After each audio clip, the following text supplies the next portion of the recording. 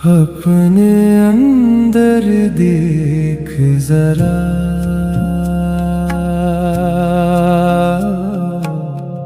मैं हमेशा से यही था।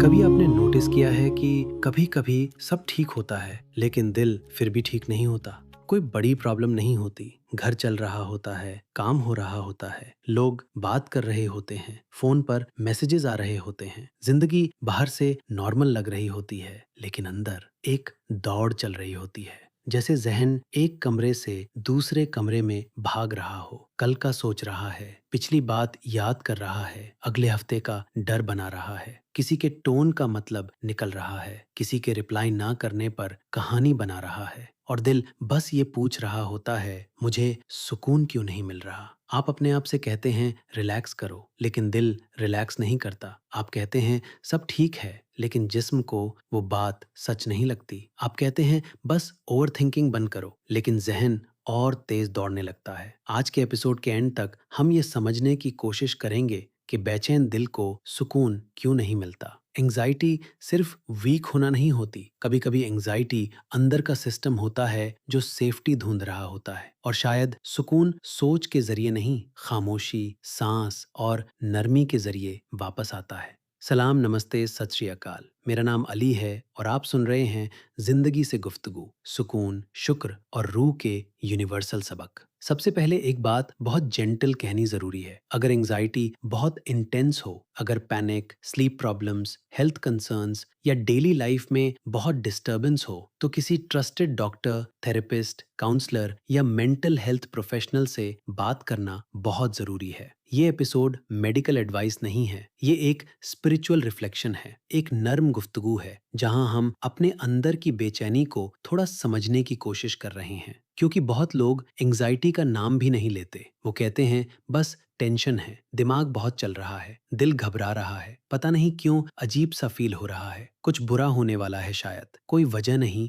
बस अंदर सुकून नहीं है। और साउथ एशियन फैमिलीज में अक्सर इमोशनल लैंग्वेज की जगह प्रैक्टिकल लैंग्वेज आ जाती है। कुछ काम कर लो, ठीक हो जाओगे, नमाज पढ़ लो, सब ठीक हो जाएगा, ज्यादा सोचा मत करो, तुम्हारे पास सब कुछ है, फिर टेंशन किस बात की। कभी ये बातें प्यार से कही जाती हैं, लेकिन कभी कभी इन बातों से इंसान और अकेला महसूस करता है। क्योंकि एंजाइटी को सिर्फ समझाना काफी नहीं होता, बेचैन दिल को लेक्चर नहीं चाहिए होता, बेचैन दिल को सेफ्टी चाहिए होती है। कभी एंजाइटी का मतलब ये नहीं होता कि आपका फेथ कम है, कभी एंजाइटी का मतलब ये भी नहीं होता कि आप अनग्रेटफुल है। कभी एंजाइटी बस ये होती है कि आपका अंदर का सिस्टम थक गया है, बहुत सालों से अलर्ट रहकर, बहुत सालों से स्ट्रांग बनकर, बहुत सालों से सब कुछ कंट्रोल करने की कोशिश कर कर, बहुत सालों से अपने इमोशंस को साइड पर रखकर। कभी दिल बेचैन इसलिए होता है क्योंकि जिंदगी में कोई इमीडिएट डेंजर नहीं होता, लेकिन जिस्म को अभी भी लगता है कि डेंजर आ सकता है। जैसे अंदर कोई चौकीदार रात भर जाग रहा हो, दरवाजा बंद है, घर सेफ है, लेकिन वो चौकीदार फिर भी कहता है नहीं, मुझे जगना होगा, कहीं कुछ हो ना जाए, कहीं कोई चूक ना हो जाए, कहीं सब हाथ से ना निकल जाए। एंजाइटी कभी कभी इसी अंदर के चौकीदार की आवाज होती है। वो दुश्मन नहीं होता, लेकिन अगर वो कभी सोता ही नहीं तो घर के लोग भी थक जाते हैं। इसी तरह अगर जहन कभी रुकता ही नहीं तो दिल थक जाता है। हम अक्सर सुकून को सोचकर ढूंढते हैं। हम जहन से पूछते हैं मुझे सुकून कैसे मिले। जहन तुरंत लिस्ट बनाना शुरू कर देता है, ये करो, वो करो, इसको कॉल करो, उसका जवाब दो, फ्यूचर सिक्योर करो, पास्ट समझो, हर चीज का मीनिंग निकालो, हर प्रॉब्लम का सॉल्यूशन निकालो, और फिर सुकून की सर्च भी एक और टेंशन बन जाती है। लेकिन शायद सुकून जहन की दौड़ का रिजल्ट नहीं, शायद सुकून तब आता है जब हम दौड़ते हुए जहन को जेंटली कह सकें, बस थोड़ी देर के लिए रुक जाओ, अभी सिर्फ ये सांस, अभी सिर्फ ये पल, अभी सिर्फ ये जिस्म, अभी कोई डिसीजन नहीं, अभी कोई कहानी नहीं। एक छोटी सी कहानी है। एक पुराने शहर में एक आदमी रहता था जो हर रात अपने घर की छत पर जाकर आसमान देखता था। लोग समझते थे कि वो सितारों से मोहब्बत करता है, लेकिन असल में वो सितारों को नहीं, अंधेरे को चेक करता था। हर रात वो सोचता आज कुछ होने वाला है। वो दरवाजा 2 बार बंद करता, फिर 3 बार, फिर 4 बार, चूल्हा चेक करता, खिड़की चेक करता, आंगन चेक करता, सब ठीक होता, लेकिन उसका दिल कहता फिर भी देख लो। उस घर में एक छोटा सा दिया था। उसकी माँ कहती थी जब दिल बहुत भागे इस दिए के पास बैठ जाना। लेकिन आदमी हर रात दिए को जलाता और फिर उसकी रोशनी में भी दरवाजे। एक रात बहुत तेज हवा चली, दिया बुझ गया, शहर की बिजली भी चली गई। अंधेरा इतना गहरा था कि उसे अपना हाथ भी मुश्किल से दिखा। पहली बार वो कुछ चेक नहीं कर सका, ना दरवाज़ा, ना खिड़की, ना आंगन। वो बस वहीं बैठ गया। पहले उसका दिल बहुत ज़ोर से धड़का, फिर धीरे धीरे उसे अपनी सांस सुनाने लगी। उसने पहली बार महसूस किया कि घर की सबसे ज़्यादा आवाज़ दरवाज़ों से नहीं आ रही थी, वो उसके अपने सीने से आ रही थी।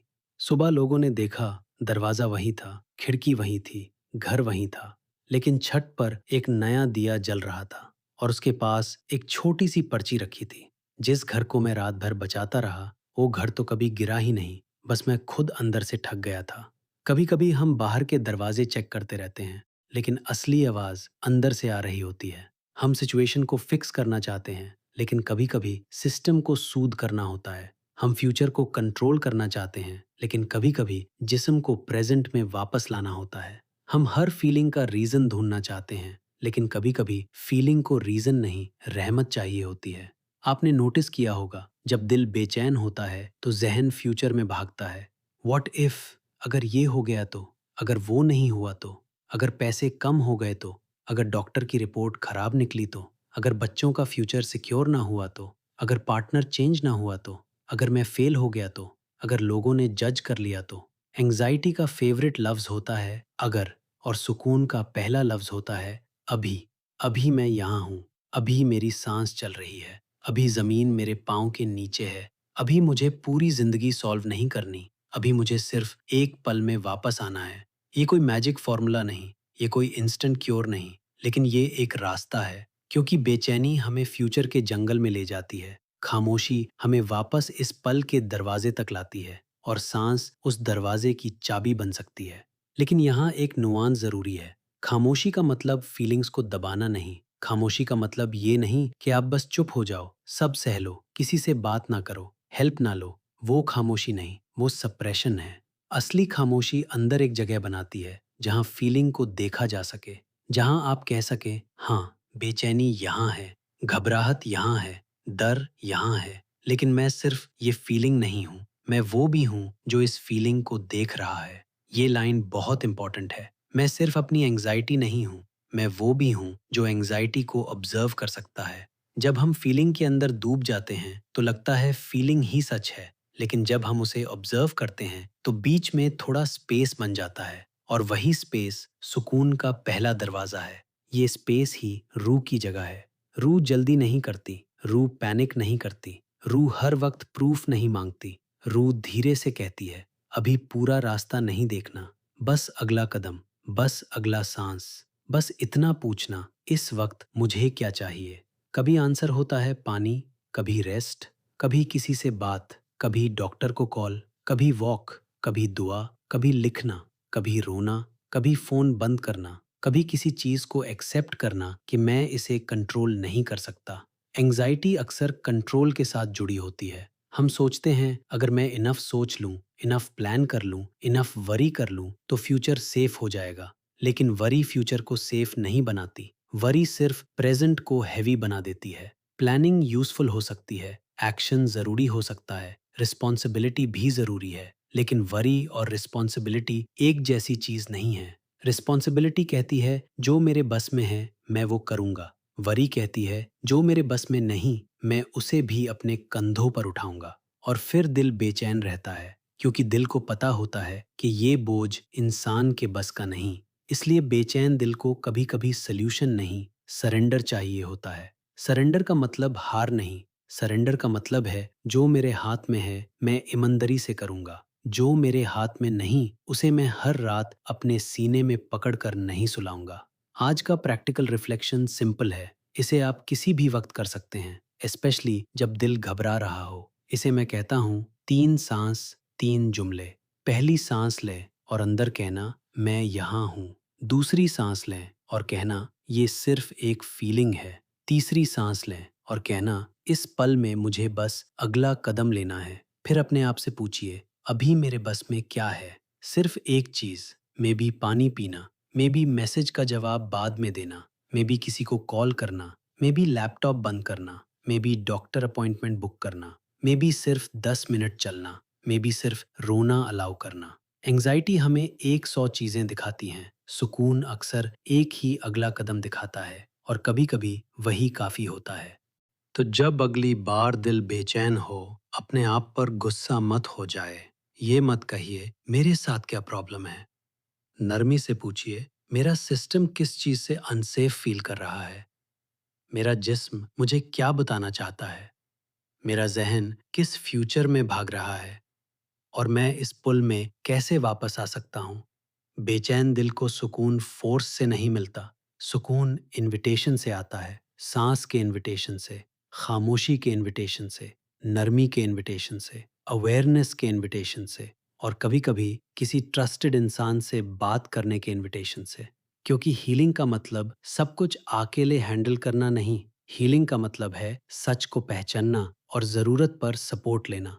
आज के एपिसोड की शुरुआत में हमने पूछा था, सब ठीक होने के बावजूद दिल बेचैन क्यों रहता है? शायद जवाब ये है, क्योंकि दिल सिर्फ एक्सटर्नल सेफ्टी नहीं ढूंढता, दिल इनर सेफ्टी भी ढूंढता है। घर का दरवाजा बंद हो सकता है, लेकिन अगर अंदर का चौकीदार अभी भी जग रहा है, तो नींद नहीं आती। और जब हम उस चौकीदार को दुश्मन समझने के बजाय उसे जेंटली कहना शुरू करते हैं, तुमने बहुत जगकर हिफाजत की, अब थोड़ी देर आराम कर लो, तो अंदर कुछ धीरे धीरे नरम होने लगता है। बेचैन दिल को हमेशा जवाब नहीं चाहिए होता, कभी उसे बस एक सेफ पुल चाहिए होता है। एक सांस, एक नर्म लफ्ज, एक हाथ दिल पर, एक याद, मैं इस वक्त यहाँ हूँ। मैं सिर्फ अपना डर नहीं हूँ, मैं उस डर को देखने वाली अवेयरनेस भी हूँ। अगर इस एपिसोड ने आपको किसी ऐसी फीलिंग के लिए अल्फाज दिए हैं जो आप पहले समझ नहीं पा रहे थे, तो इसे किसी एक इंसान के साथ शेयर कीजिए जिसे ये बात सुननी चाहिए। और कमेंट्स में मुझे बताएं, जब आपका दिल बेचैन होता है, आपको सबसे ज्यादा किस चीज की जरूरत होती है? जवाब, सपोर्ट या खामोशी? मैं अली हूँ और आप सुन रहे थे जिंदगी से गुफ्तगू, सुकून, शुक्र और रूह के यूनिवर्सल सबक। अपना ख्याल रखिए। सलाम, नमस्ते, सत श्री अकाल। दिल का रास्ता खिल गया, जो ढूंढा था दूर कहीं, वो अंदर ही मिल गया। जिंदगी से गुफ्तगू अब दिल में चलती रहे।